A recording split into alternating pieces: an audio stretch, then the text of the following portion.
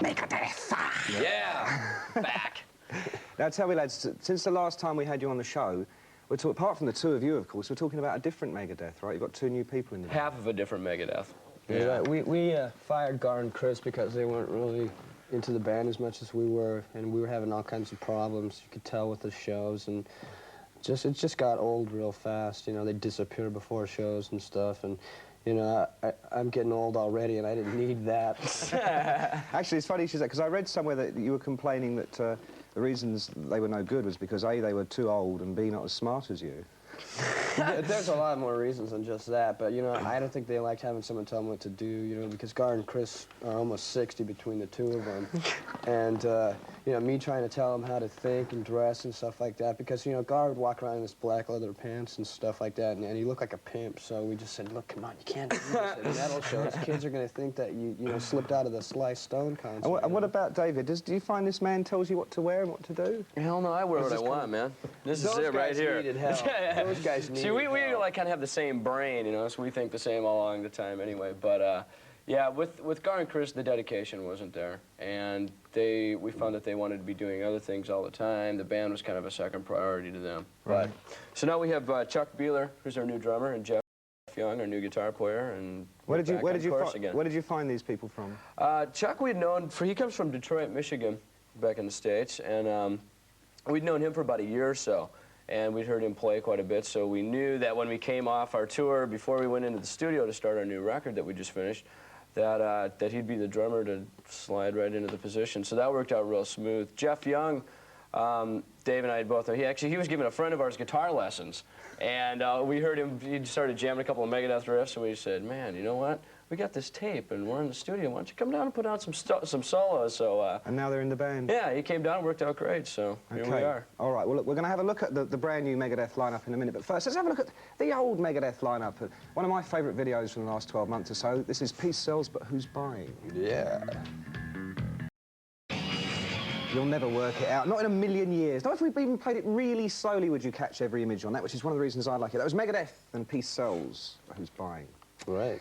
Okay, since all that happened, you've been in the studios recording a new album. Yeah, we just completed it around the end of September, and I went up to Bearsville out in Woodstock, and we started mixing it, and it wasn't quite what we wanted, so we went out back to Los Angeles and had the infamous Michael Wagner mix it. And needless to say, now, finally, we have a record that we were proud of. I mean, Peace Sells was a good record for us, but sonically it wasn't what we wanted to do. You know, we had to sit in there for hours and hours and go over the same stuff, you know, drum tracks and stuff like that. Whereas with this new lineup, Chuck had been playing with us about 5 days before we went into the studio. And, I mean, you can't tell, you know, that he's only been with us 5 days because we sound, you know, closer knit than we've ever been before, but I don't know, this new record really shows the band how we want to be perceived by everyone. Do you think you've really topped the last two albums? I definitely think so. I mean, one thing about it, we had all the songs together, like we always do every time we go in the studio. We don't go in there and write songs in the studio at $1,000 a day. So, so all that was together, and like Dave said, Chuck had only been with us for about a week, and so when we went in there, Chuck is a good enough musician and a drummer to be able to get in there and just lay the tracks down, which was good. Everything went real smooth. It was on schedule, and we had some money to work with this time too. Our last record was recorded for Combat Records originally, which is our independent label we were with before Capitol. So we didn't have a whole lot of money, and you know the sound quality suffers a bit from that, from not having money, because that's one of the. Tell me, do you think there'll ever be a time when you know bands, they get a little bit old and they start to broaden out and mellow out a little bit and cross over a little bit, and suddenly you get a few sneaky ballads in there? You know, people have been saying that that we've sold out, so to speak, you know, for commercial success, and just for that reason is the reason we titled the record what it is. Which is? So far, so good, so what? Oh, listen, let's have a look at the first single from that new album. This is called Wake Up Dead. You sure you didn't write that song about me? Yeah. No, it's Wake Up Dad. Okay, cool.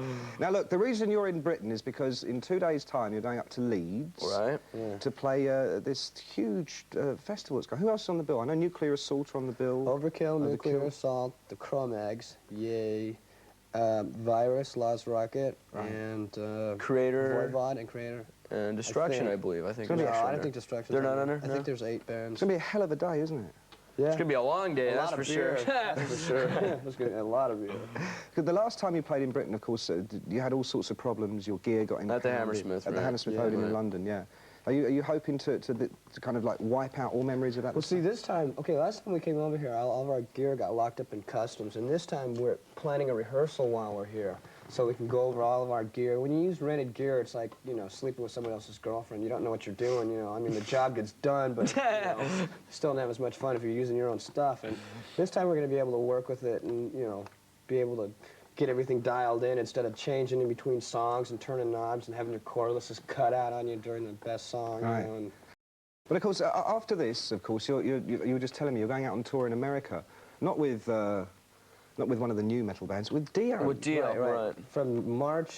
From December 28th to March 23rd, we're going to be doing 50 shows with them all arranged. How do you think you're gonna, you know, up against the old man there? Who do you think? I think it'll be real good. Our record is going to be released in America about mid-January, so we'll be on the tour a couple weeks before the record comes out. But I think it's going to go real good. Everybody's predicting that it'll do good. Ronnie seems to be excited about us going out with him, so... Well, ask me what I think. I'm not going to ask Dave what he thinks, because I think we know what he thinks. I think it'll be great, all right? All right, well, listen, I wish you a lot of luck with that, guys, and I hope you come back and see us. Now, we're just going to show a bit of Cro-Mags. I heard you go yay when we mentioned them. Yeah, good friends of ours. Really good friends of ours. We met them in New York a long time ago, and they're probably one of the most sincere core bands to come out of New York. You know, they're not pretentious. They know what they're doing. This is what we want, no pretension. All right, listen, thank you very much, Dave Mustaine. You're welcome. All right. Ellefson, thank you very much. This is the Cro-Mags, and we've got to know.